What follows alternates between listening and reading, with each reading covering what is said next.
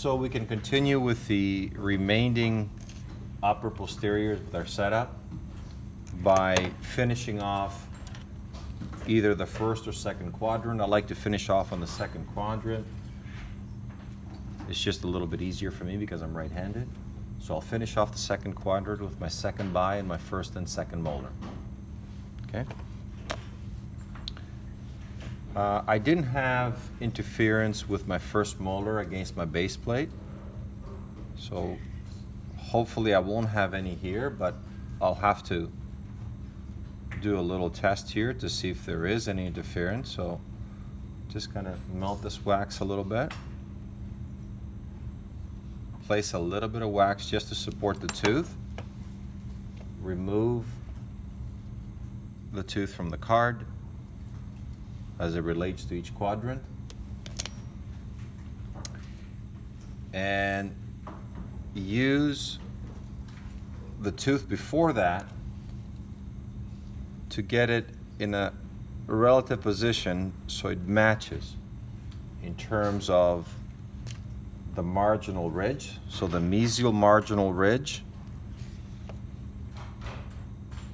of tooth number 5 or second premolar matches the distal marginal ridge of tooth 4. I think it's close. I'm going to close it against my plane of occlusion, and it looks pretty good. If there was an interference, the tooth would be displaced out of position, and you'd have to figure out where you need to reduce it. Either reduce the underside of the tooth or the base plate, or both for that matter. I don't have the lingual cusp touching right now.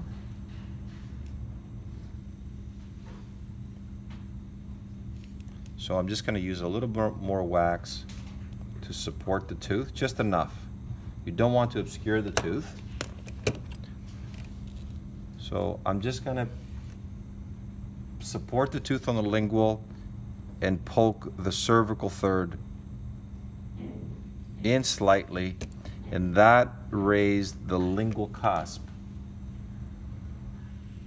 And as I verify against my plane of occlusion, it looks like it's touching now. Make sure that you have tight contacts, so there's no spaces between the teeth. The central fossas of the teeth are lining up. And as I'm placing more teeth on here, I get a better idea in terms of the buccal curvature, in terms of the rotation of the teeth. So I might have to go back and change them. What looked good, 5 minutes ago might not look good 10 minutes later.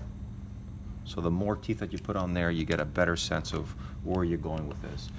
I could take my setup plate off once again, take my pin out and overclose my articulator and see how the lingual cusp of the second bi relates to the crest of the ridge. It looks pretty good, but I'm going to continue with my first and second molar. And as we discussed before, only the mesial buccal lingual cusp of the first molar for this particular tooth brand touches the plane of occlusion. The distal buccal and lingual cusp are slightly elevated about 0.5 millimeter off the plane of occlusion.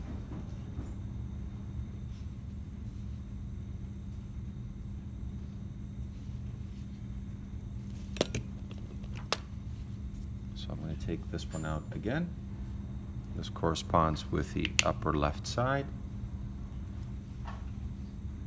And tentatively just place it into position. Use the tooth just before that to give it an ideal shape, and slowly close my articulator together. And what I have here is that I have that molar too far off the plane of occlusion. So I have to bring it down. So therefore, I need to incorporate more wax under the tooth to support it some more. Okay. Let me just place my pin back on here. So I'll take the tooth off and pick up some more wax.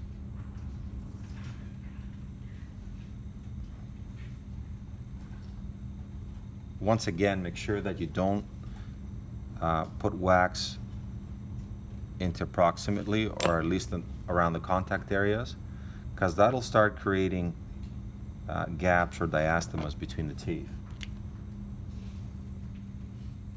And that's not, it's not a good scenario, because it doesn't create a good hygienic type of finish, especially when we get to the wax up stage. So let's see how this now relates to the setup plate. That's much better, although the mesial buccal cusp tip is not touching. So while the wax is still warm, I can just pry it down with my number 7 spatula or the tip of the instrument, and it looks like the buccal slope looks pretty good. I'm starting to think about buccal curvature now, so it's a slight little curve now with the first molar. Every time you move a tooth, go back and check it against the plane of occlusion or your setup plate to make sure you haven't moved it out of position. So that looks pretty good. And that's a very important tooth, and we have to ensure that that tooth, the lingual cusp of that tooth, is over the crest of the ridge. And it looks like it's lining up nicely for me. We'll take a closer look under the document camera a little bit later. Place this back on here and then finish off with the second molar. Now the second molar is going to be completely off the plane of occlusion, but it has to maintain or at least follow the angle that you've established with your first molar. Generally speaking, we elevate the distal aspect of the first molar about 1/2 millimeter off the plane of occlusion, but you might have done 0.4 or you might have lifted at 0.6. So you start creating a certain angle. Whatever that angle you created with the first molar, you have to follow with the second molar.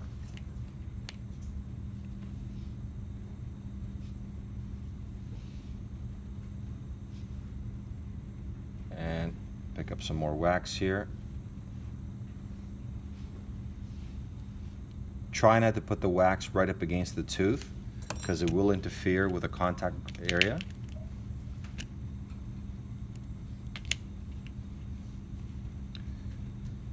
Try to wipe off the excess wax that's from the tooth card, so you just have the tooth itself.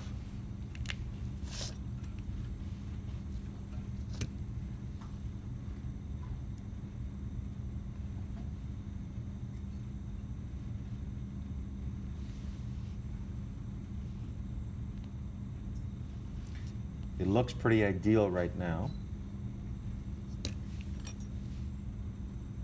So I'm just going to seal it down before I bring my articulator together to see how this tooth relates to the plane of occlusion and how it relates to the ridge on the lower cast.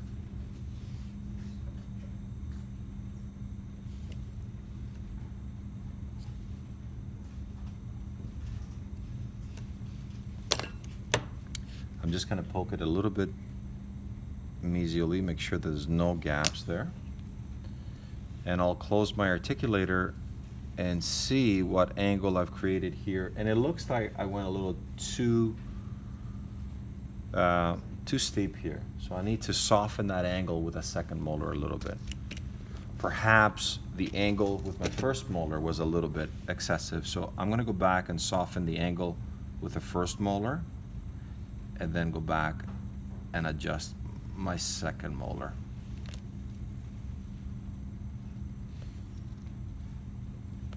That looks a little bit better.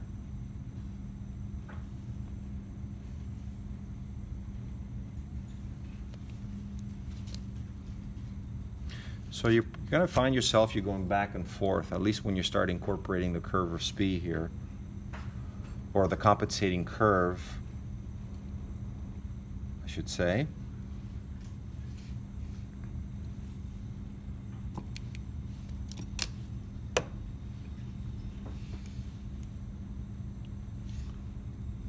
To find the right angle. Generally speaking, the steeper the condylar inclination, the steeper the compensating curve gets. But we're going to start with just a 0.5 millimeter elevation off the plane of occlusion for the distal of the first molar, and we'll see what kind of angle we get there.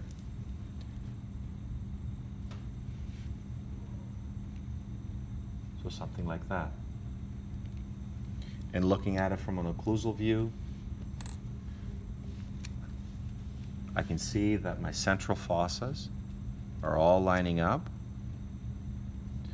And now, because I have all the teeth in place, I realize that this tooth here, tooth number 25, needs to be rotated counterclockwise to ensure that the transverse axis is perpendicular to that line there. Before I do that though, I'm going to remove this, remove my pin, and see how the lingual cusps of the first and second molar relate to the crest of the ridge. And I think for the most part, they're spot on. So I think I'm in a good position now where the only thing I would have to do here is rotate to 5 counterclockwise a little bit to make sure that that transverse axis, this imaginary line running between the buccal cusp tip and the lingual cusp tip, is a little more in line with the crest of the ridge, or perpendicular to it. So I'm going to support it. I soften the wax. I'm going to do it a little bit more. And this is a bit of a tricky situation here. You want to rotate the tooth, but certainly you don't want to position it reposition it again too far. So what I tend to do is support the tooth, and I'll poke the distal aspect out a little bit. It's a very subtle move. And as I did that, I realized I got to do that to tooth number 24 as well. So it's quite typical to set up a tooth and then realize that it needs to be rotated or shifted around after you've incorporated a couple more teeth after that, because you get a better sense of the overall picture when you have most of the teeth in place. But it's a very minor adjustment. It's not a drastic change. It's a very minor change. And of course, I'll have to verify that change against my plane of occlusion to make sure that the buccal lingual cusp tips are touching. Now they are. And now they are. And everything looks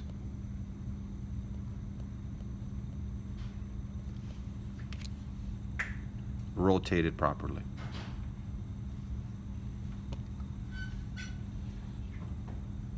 So by the time I finish the other quadrant, or the other sextant, I should say, on this side, the other half of the posteriors, then I should have a mirror image of the second quadrant, what I just did there. So I'll do that off camera, and we'll come back and we'll compare everything, and hopefully we'll have a nice symmetrical looking arrangement.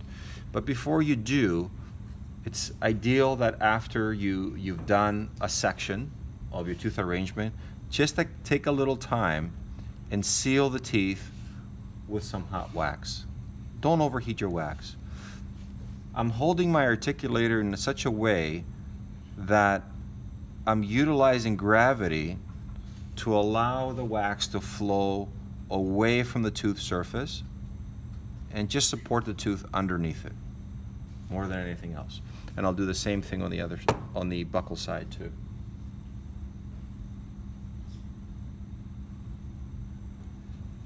So basically I'm using my number 7 spatula and just kind of cradling the tooth all the way around.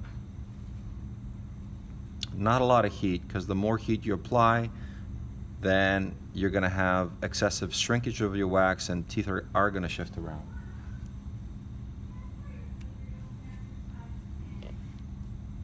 So we're going to have that arrangement.